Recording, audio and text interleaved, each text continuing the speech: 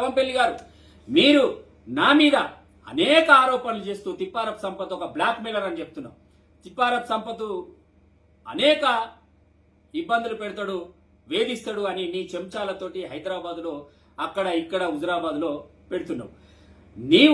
నేను కాదు black mailer, నువ్వు అఫీషియల్ బ్లాక్ మెయిలర్ అని నేను కవంపల్లి గారిని సూటిగా అడుగుతున్నా.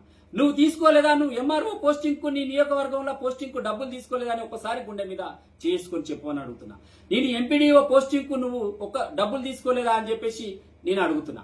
ఎస్ఐ పోస్ట్ కు డబ్బులు తీసుకోలేదా అని అడుగుతున్నా. సిఐ పోస్టులకు డబ్బులు తీసుకోలేదా అని అడుగుతున్నా. అక్కడ నడిచే గ్రానైట్ క్వారీలోని లబోదిబం మొత్తుకుంటున్నారు నీ వేధింపులు తలలేక. వాళ్లకు ప్రతి నెల నువ్వు డబ్బుల కోసం వేధిస్తలేవా, మూటలు ఇవ్వమని వేధిస్తలేవా అని సూటిగా నేను అడుగుతున్నా. ఇవాళ ఇసుక క్వారీలు వాళ్ళ దగ్గర 20% అని మొదలుపెట్టి 50% వరకు నువ్వు డబ్బుల కోసం వేధిస్తే వాళ్ళు ఇసుక క్వారీలు వదిలిపెట్టి వెళ్ళిన చరిత్ర లేదా అని అంటున్నా. నీ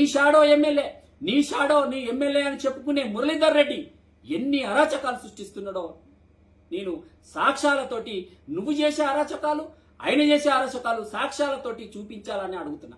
నేనెవరినన్నా బ్లాక్మెయిల్ చేస్తే నా మీద ఆరోపణ. నేను నిన్ను అడిగింది నా పోస్ట్ ఇవ్వమని నీ దగ్గర నేను అర్జీ పెట్టుకోలేదు. నా పోస్ట్ కోసం కాదు నిన్ను అడిగింది.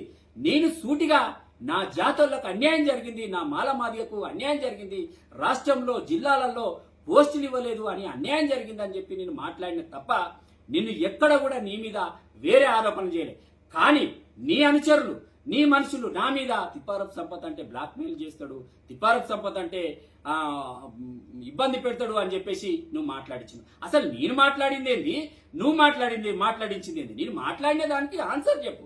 నిజంగానే పొరపాటు జరిగితే పొరపాటు జరిగింది తమ్ముడు సంపత్, రండి మనం అందరం కూర్చొని మాట్లాడదాం. మన జాతరలకు ఎవరికి అన్యాయం జరిగినా కూడా కూర్చొని మాట్లాడి వాళ్ళందరికీ పోస్టులు ఇస్తా అని చెప్పవలసిన ఇంగిత జ్ఞానం లేకుండా వేరే వాళ్ళతోటి నాకు ప్రెస్ మీట్ పెడుతుంది.